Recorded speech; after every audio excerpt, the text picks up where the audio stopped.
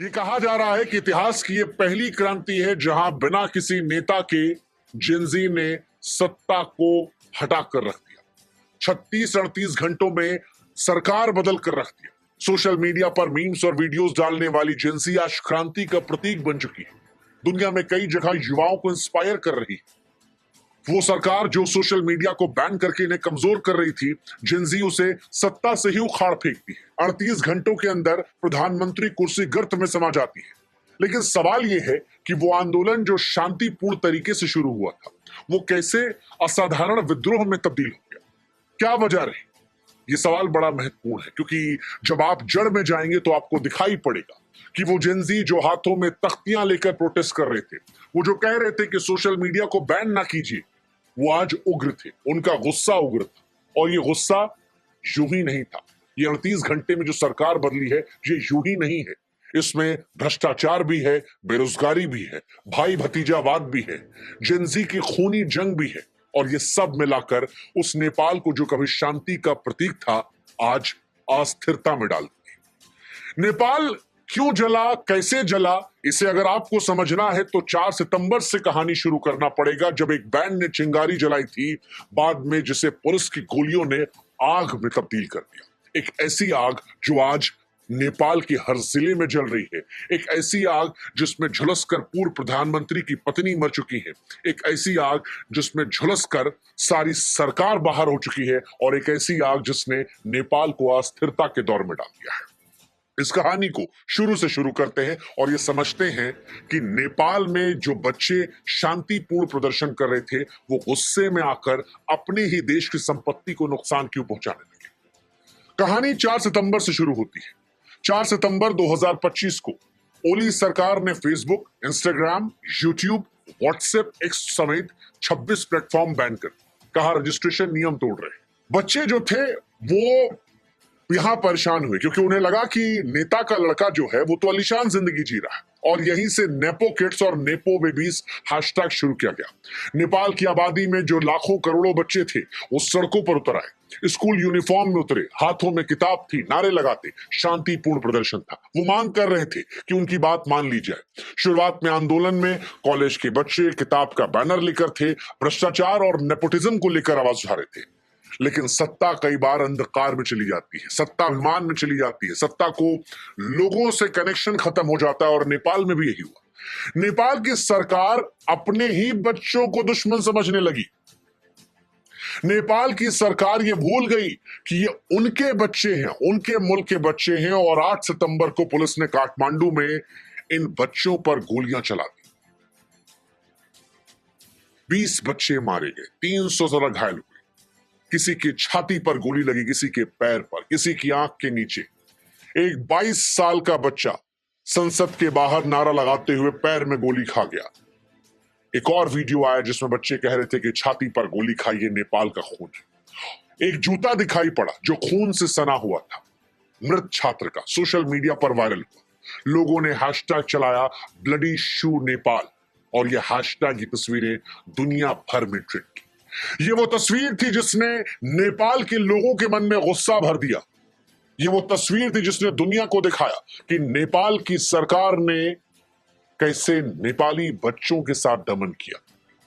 ये वो तस्वीर थी जिसके बाद इन बच्चों ने शांतिपूर्ण प्रदर्शन को छोड़ दिया। और फिर जो कुछ हुआ वो दुर्भाग्यपूर्ण था। राजीव गांधी साहब ने एक बार इंदिरा गांधी जी की मौत के बाद कहा था कि जब बड़ा पेड़ गिरता है तो धरती हिलती रहती है। 20 बच्चों की मौत हुई थी। ये बच्चे अपना आपा खो बैठे और फिर फायरिंग का आदेश देने वाले डीजीपी को प्रदर्शनकारियों ने मार दिया। वो मीडिया चैनल जो बच्चों के हित की बात नहीं दिखा रहे थे, जो सरकार के भोंपू बने बैठे थे, उन चैनलों पर हमला कर दिया गया। टीवी स्टेशन को आग लगा दिया गया, मंत्रियों को निशाना बना दिया गया। नेपाल के वित्त मंत्री विष्णु पौडेल को गली में पीटा गया, दौड़ा दौड़ा कर।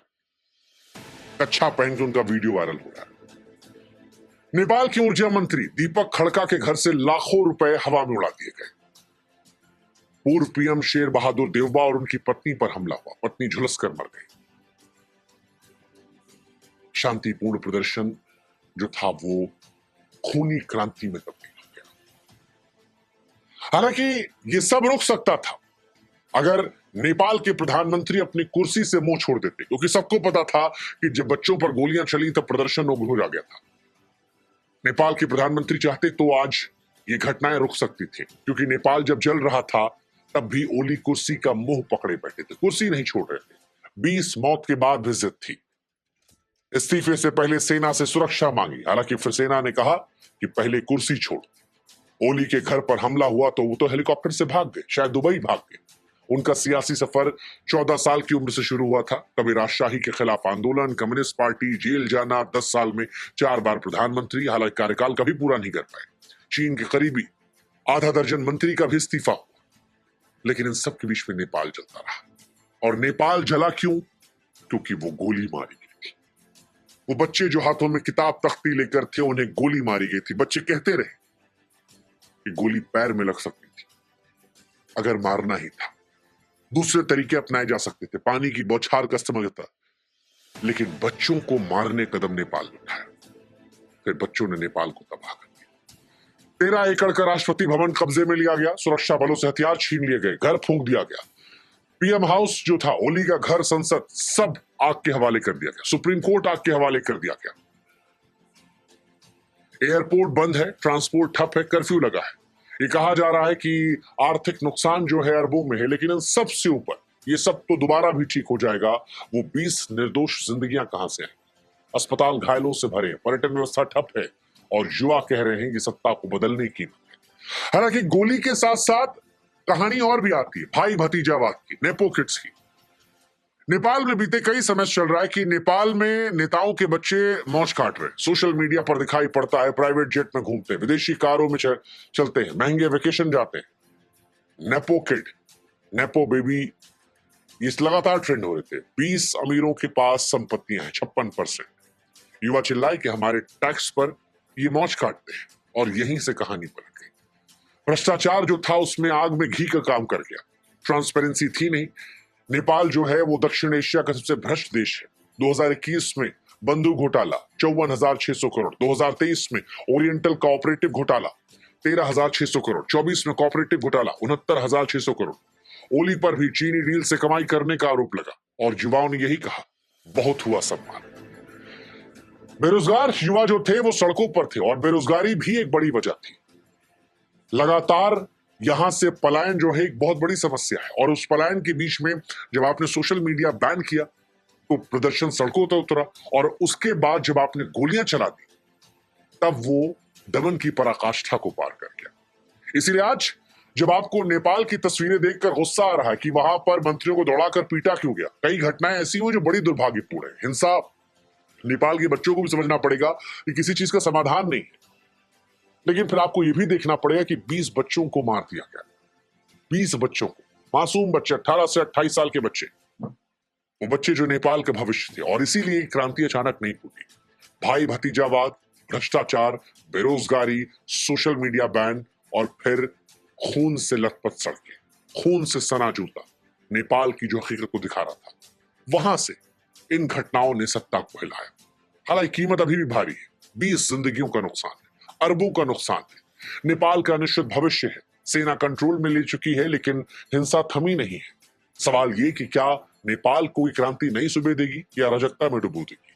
दुनिया देख रही है, जेनजी कह रहे हैं हमारा समय आया, लेकिन सवाल यही है कि अभी नेपाल कितना और सहेगा, कितनी और जिंदगियां चुकानी पड़ेगी। ये सवाल बड़ा महत्वपूर्ण है, और इसीलिए आज हम पूछ रहे हैं कि इस दुर्दशा के लिए जिम्मेदार कौन? वो जेनजी जिन्होंने सत्ता उखाड़ फेंकी, या वो नेता? और सबसे बड़ा सवाल, नेपाल का यहां से भविष्य क्या?